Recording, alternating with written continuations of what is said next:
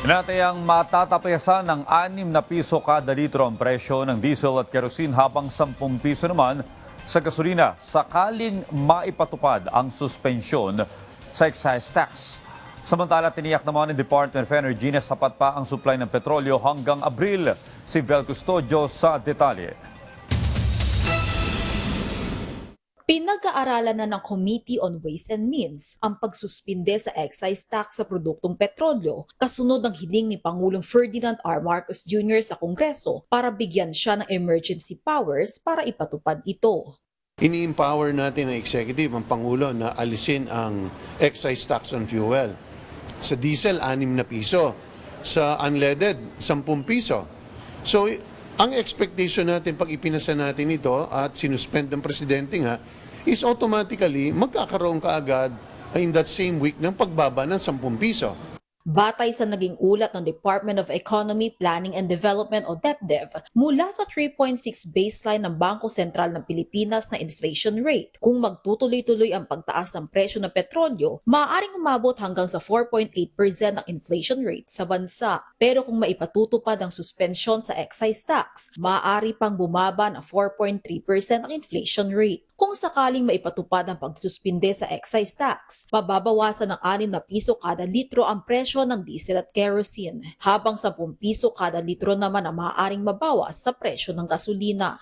Bagamat suportado ng Department of Finance sa tapyasin ng excise tax, babala nila na mahigit 294 billion pesos ang koleksyon sa excise tax at VAT sa imported petroleum product noong nakaraang taon. Kaya malaking bahagi ng pondo ang mawawala kung isususpinde muna ito, na aabot sa 37 billion pesos revenue lost. Samantala, nakikipagtulungan na ang Department of Transportation sa LTFRB, DICT at DILG para sa pamamahagi ng subsidy sa mga pampublikong sasakyan. 2.5 billion pesos ang alokasyon kung saan nasa 4,500 hanggang 10,500 pesos ang ipapamahaging subsidiya sa mga public utility vehicle drivers. Nasa 12,500 pesos naman para sa bawat TNV drivers, 1,800 pesos sa delivery riders at mahigit 1,000 para sa bawat unit ng tricycle.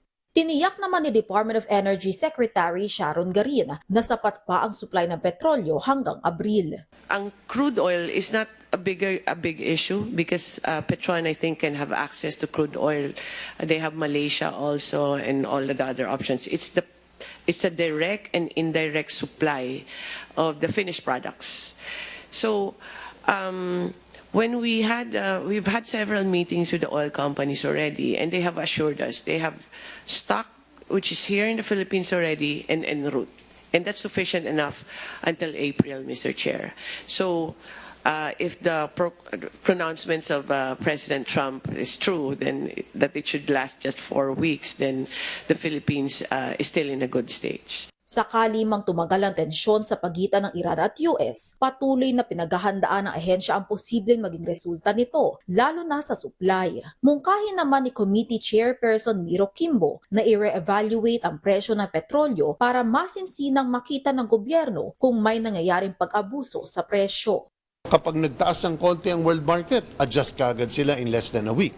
Pero pag bumababa naman ang presyo sa merkado internationally, hindi naman maramdaman ng taong bayan sa gasolinahan yung pagbabang ito. Bagamat tinanggal sa DOE ang kapangyarihan na i-regulate ang presyo ng petrolyo dahil sa deregulation law, nagsasagawa na ng inspeksyon ng ahensya sa pakikipagtulungan sa PNP at DILG para mapanagot ang mga nag-regulate sa mga gasolinahan na umaabuso sa presyo ng petrolyo. Vel Custodio para sa Pambansang TV sa Bagong Pilipinas.